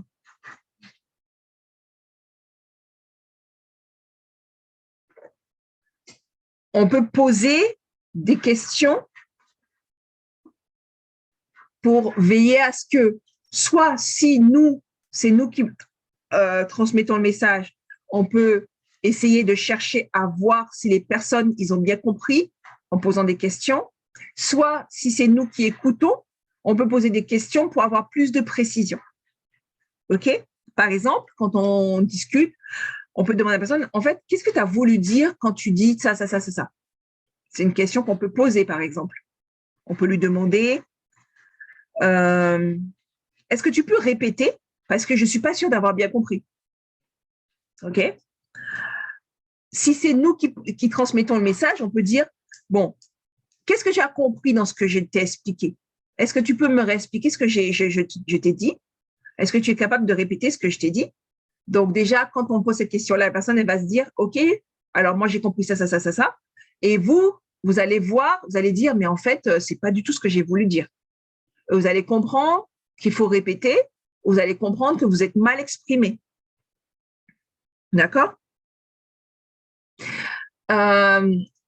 Vous devez également faire attention à l'état émotionnel dans lequel vous êtes, vous qui exprimez un message ou qui émettez une communication.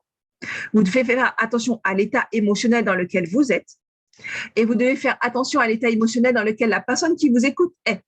Pourquoi? Ça, je vous l'ai déjà dit, mais bon, je répète. Derrière les mots, il y a des émotions. Et quand vous parlez, souvent, vous exprimez ce que vous avez sur le cœur.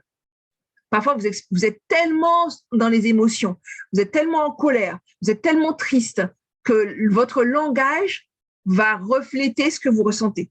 Vos mots vont être durs, vos mots vont être peut-être parfois insultants parce que vous êtes en colère. Ou quand vous êtes triste, vos mots vont être tellement négatifs sur vous-même, sur les autres, etc. Ça va impacter le message, la communication. Vous comprenez? Donc, vous qui êtes mature, vous devez discerner l'état émotionnel dans lequel vous êtes si vous voulez transmettre un bon message, et vous devez discerner l'état émotionnel de la personne qui est en face de vous si vous voulez qu'elle comprenne bien ce que vous avez voulu dire et pas qu'elle le prenne mal. Donc, quand vous parlez à vos parents, quand vous parlez à votre famille, quand vous parlez à vos amis, vous devez faire attention dans la manière dont vous le dites, mais vous devez aussi faire attention à l'état émotionnel dans lequel ils sont pour qu'ils puissent bien recevoir le message que vous essayez de leur communiquer. Vous comprenez? Vous comprenez?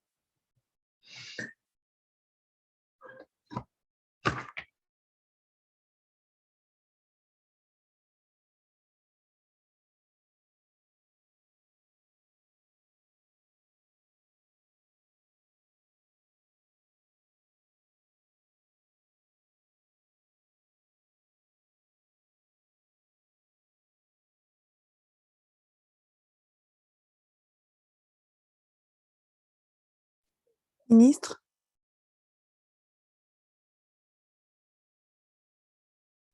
Là, je crois, elle bug.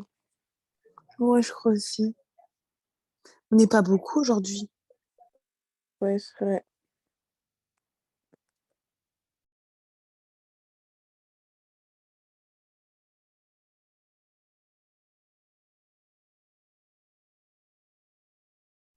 Oh non, ça l'a fait quitter.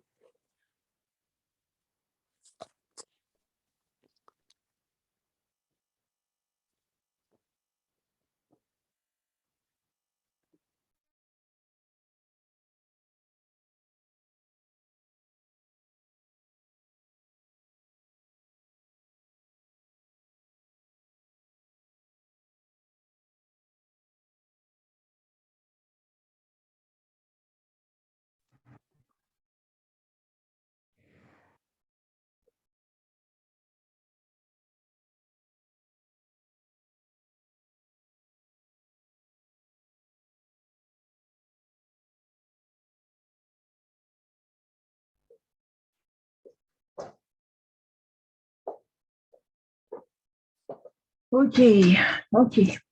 Vous m'entendez? Je vous ai perdu quelques minutes, j'ai perdu la connexion chez moi. C'est bon, vous êtes toujours là? Oui, oui, ministre. Ok. Donc, je disais, en fait, on est dans le petit 3, l'écoute active. Et donc, c'est le dernier point du cours. En fait, ça a été créé par la démarche, ce qu'on appelle la démarche de Gordon. C'est une méthode sociologique de gestion des relations. OK?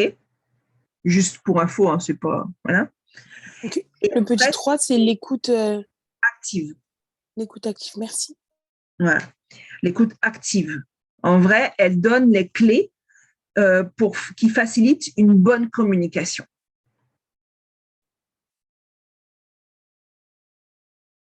Donc, les principes de la démarche de Gordon le principe de la démarche de Gordon prend en compte les besoins humains.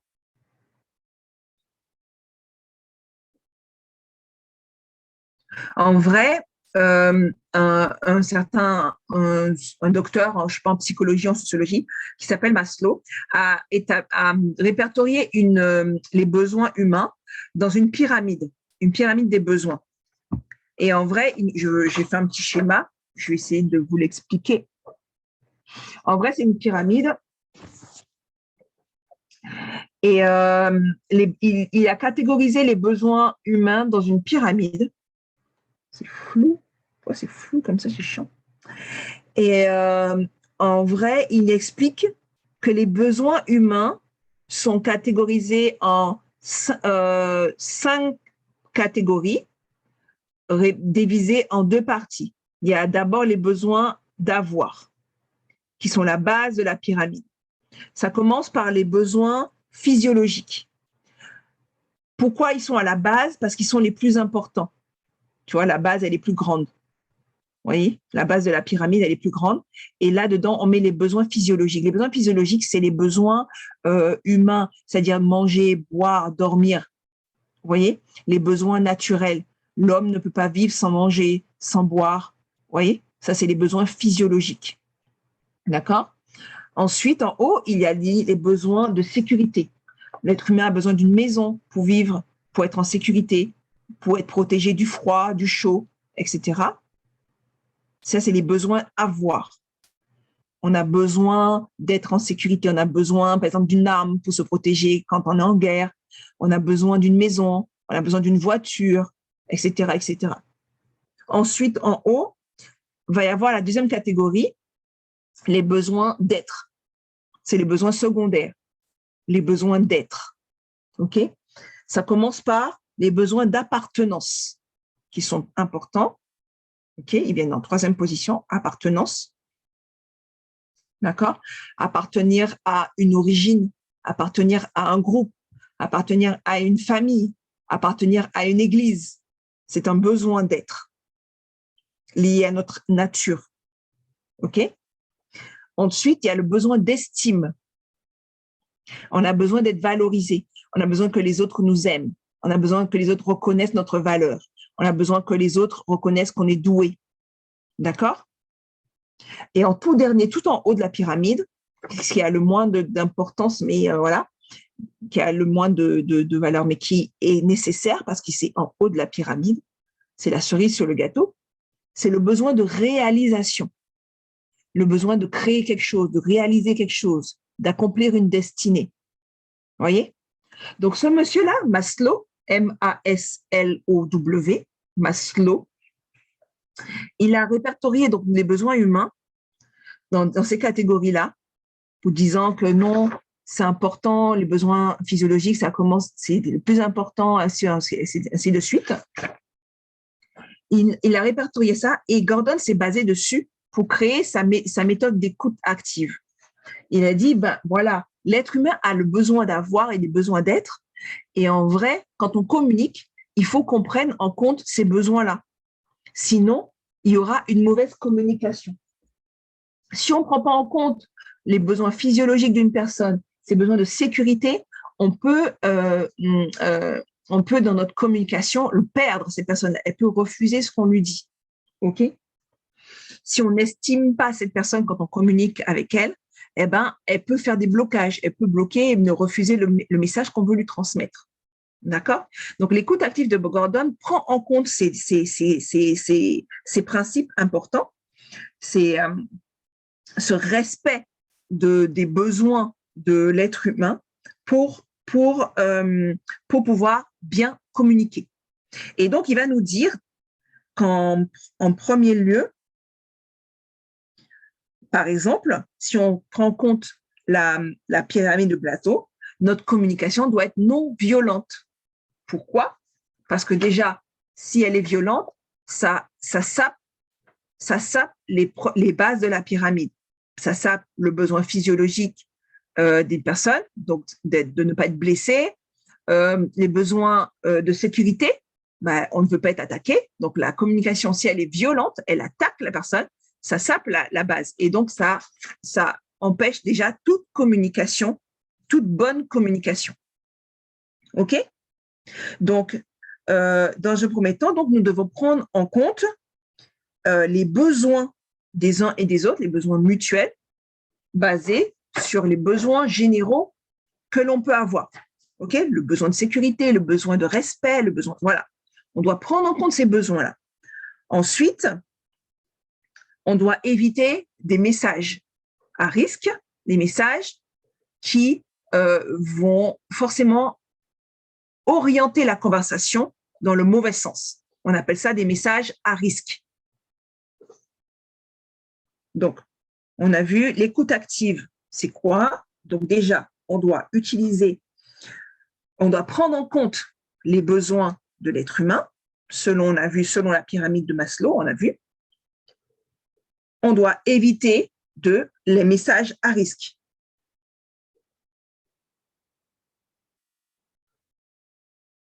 Les messages à risque, c'est quoi? L'ordre, la menace, la morale, les sermons. Là, je ne parle pas des sermons, les prédications. Là, on parle des sermons quand on sermonne quelqu'un. On lui dit, tu as fait ça, nanana, nanana, tu as fait ça, ça, ça, ça, ça, c'est pas bien, nanana. Les conseils peuvent être des messages à risque. Ça peut ne pas être un message à risque quand la personne demande des conseils, mais souvent dans une conversation, si la personne n'a pas demandé de conseils, le fait de donner des conseils peut bloquer la personne. Donc, le conseil est un message à risque.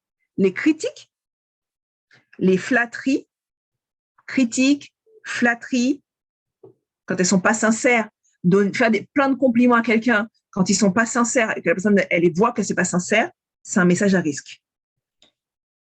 Le jugement,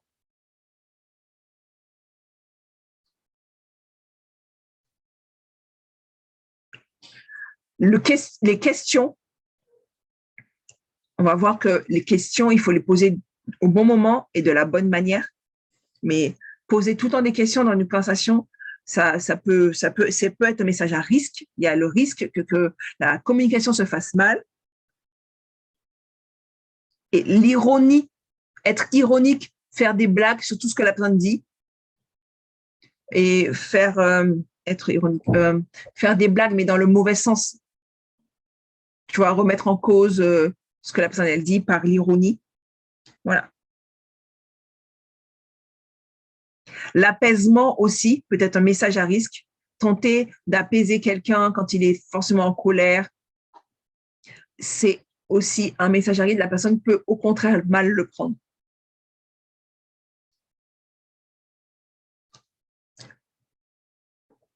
Ça, c'est les messages à risque. L'écoute active, elle aussi, elle veut nous faire bien comprendre qu'il y a une différence entre écouter et entendre.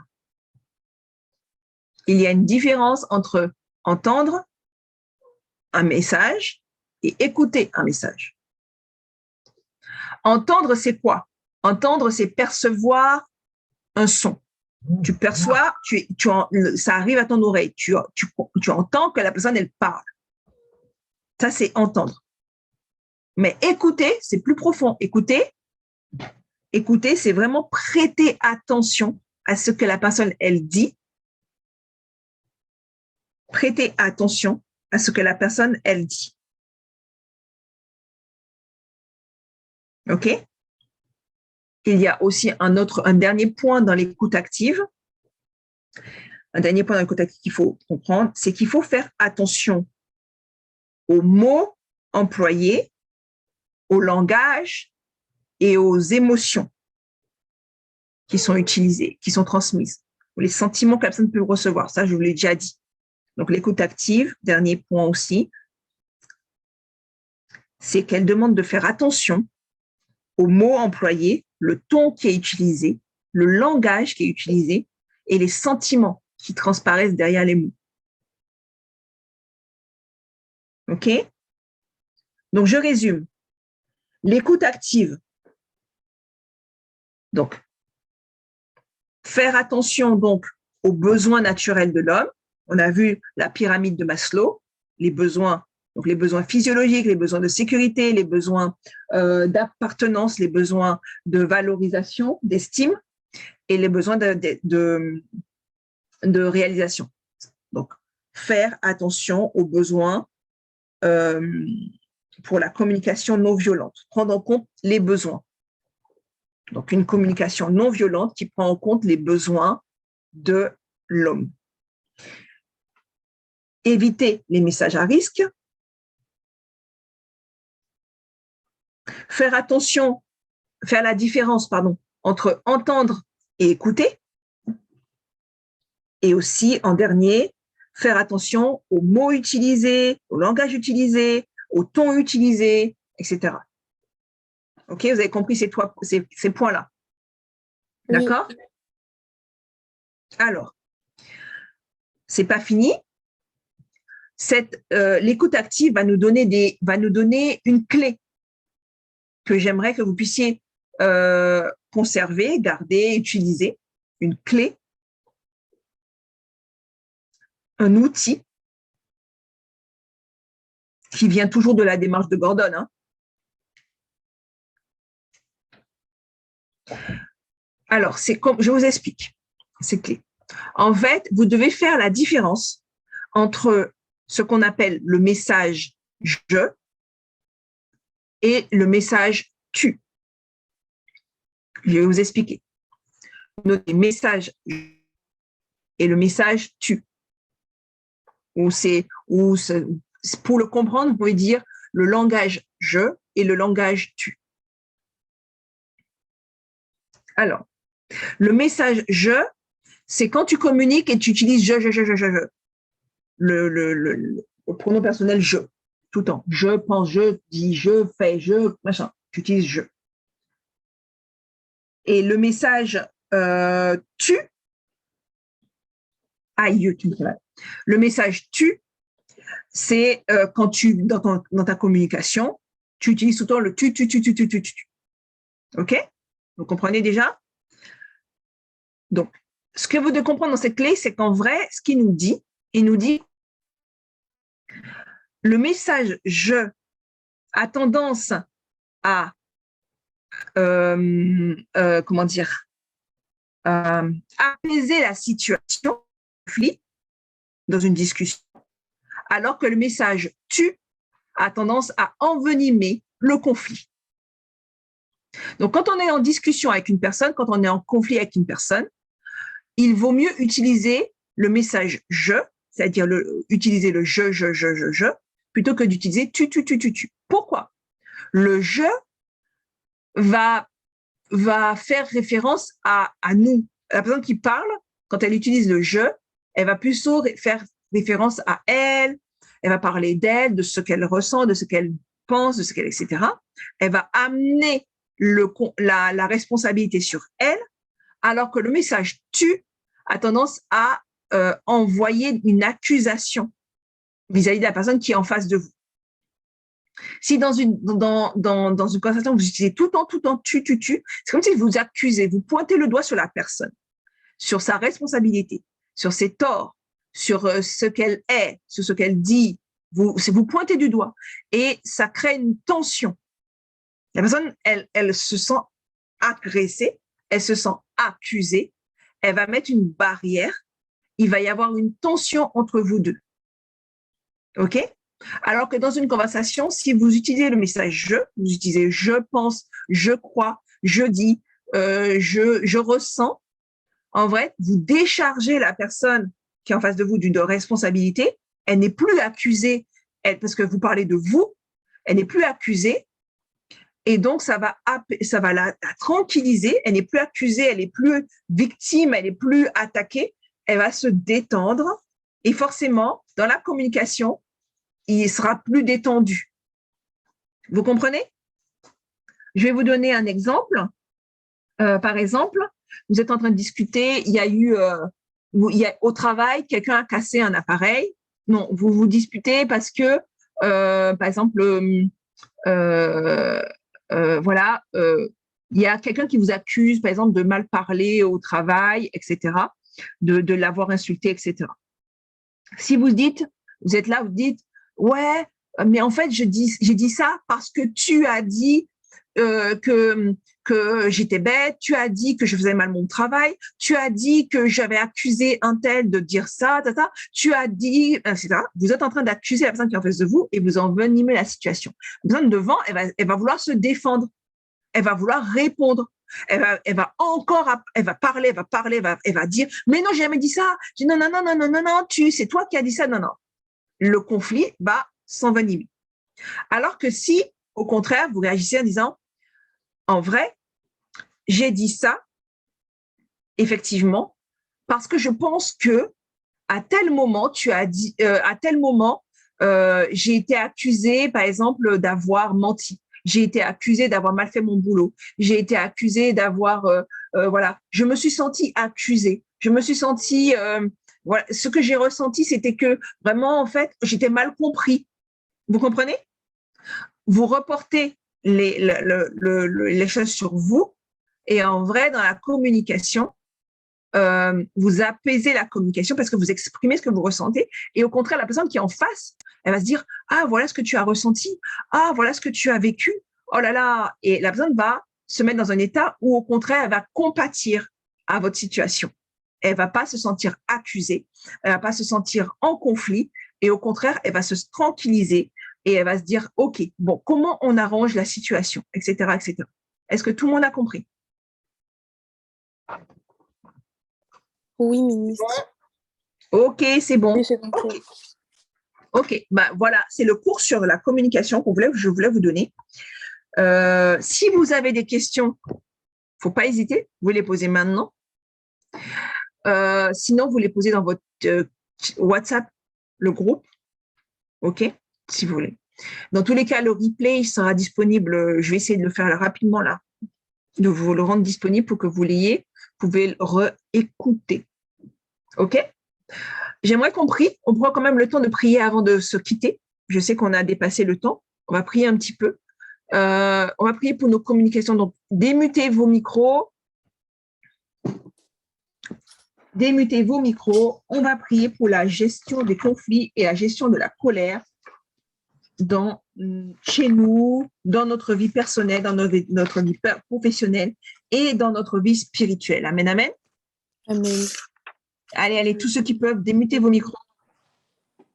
On va prier. Père éternel, nous te rendons grâce. Merci Seigneur pour ce Père éternel, merci. Oh, merci mon Père et mon Dieu pour la parole qui a été prêchée aujourd'hui, pour la parole qui a été semée dans nos cœurs, pour la parole qui nous a transformés et qui nous guide afin de marcher dans notre destinée. Et non la haine, parce que j'ai la révélation, non la querelle. Nous avons la révélation tu me donnes le sur le fait que les discernement conflits de peuvent être savoir réglés. Le pardon un conflit, de savoir me sauver taire. nos relations. Ô Seigneur, je déclare que tous les cœurs qui étaient disposés à recevoir la parole, nous apprend à éviter les conflits, à être la paix, à être la sagesse, Seigneur, parce que tu me donnes la capacité de gérer mes émotions. Oh Seigneur, merci mon Père et mon Dieu, parce que tu me donnes la capacité de prendre sur moi, de réfléchir et de tourner ma langue 7 fois dans ma bouche avant de parler mal et en colère de manière excessive. Je ne prends plus de mauvaises décisions sous la colère. Merci Seigneur, parce que je gère ma colère dans le nom puissant de Jésus. Je déclare afin de ne plus répondre avec le cœur pas disposé. Au Seigneur, tu me donnes le pouvoir et le colère, je la contrôle dans le nom puissant de Jésus. Merci Seigneur, je déclare que peu importe la situation, parce que tu m'as donné les clés pour éviter dans le nom puissant de Jésus. Merci Seigneur, parce que j'ai les bons mots au bon moment pour apaiser tout conflit, pour apaiser toute discussion houleuse. Merci Seigneur, parce que je sais mettre le stop, le holà à tout débat inutile, à toute colère, à tout conflit, à toute discussion houleuse, dans le nom puissant de Jésus. Je ne laisse pas les émotions, je ne laisse pas les blessures du passé influencer mes discussions, mes discussions avec mes frères, avec mes sœurs, dans ma famille. Je refuse le conflit, je refuse la colère. Je déclare que je refuse tout ce qui ne vient pas de toi. Je refuse la paix, j'exprime la joie, j'exprime l'amour. Je refuse tout ce qui vient de Satan. Oh, l'amour. Merci Seigneur, parce que ma famille voit le changement dans ma vie. Il voit le changement. Je fuis les conflits. Je fuis tout ce que tu n'as pas mis dans ma vie. Seigneur, parce que ma vie est un témoignage puissant pour ma volonté, mes relations, mes amis dans le nom puissant de Jésus. Je te rends grâce, Seigneur, parce que je témoigne sur moi-même, je le fais dès aujourd'hui et je le parachève dans le nom puissant de Jésus. Laisse pas mes blessures du passé impacter mes relations. Oh Dieu, merci Seigneur, parce que j'ai la bonne communication. J'utilise une bonne communication. Merci Seigneur, parce que mon attitude afin de fuir les conflits et mon attitude reflète tout ce que Satan veut mettre dans ma vie. Oh, tu m'as donné l'autorité. Merci Seigneur. Merci mon Père et mon Dieu. Le nom puissant de Jésus. J'ai prié dans le nom Amen. de Jésus-Christ. Amen. Amen. Amen. Amen. Amen. Amen. Merci pour votre présence. Vraiment, je vous invite vraiment à travailler ça, le plus rapidement possible. Vous allez voir vos relations, vraiment, c'est des clés importantes. Hein. Vos relations vont vraiment être bénies si vous appliquez ça, si vous gérez ça, si vous prenez de la maturité. Prenez de la maturité. Amen. Amen. Par votre chair, mais par l'esprit, au nom de Jésus. Amen. Amen, amen. Amen. Merci, ministre. Merci, De rien. ministre. Donc, la semaine prochaine, vous avez vos derniers cours. Il est tout aussi important. Soyez présents. Yes. OK. Bon Merci, samedi. ministre. Bon samedi, à Demain. demain. Au revoir. Yes, à demain, ministre. Au revoir. Au revoir.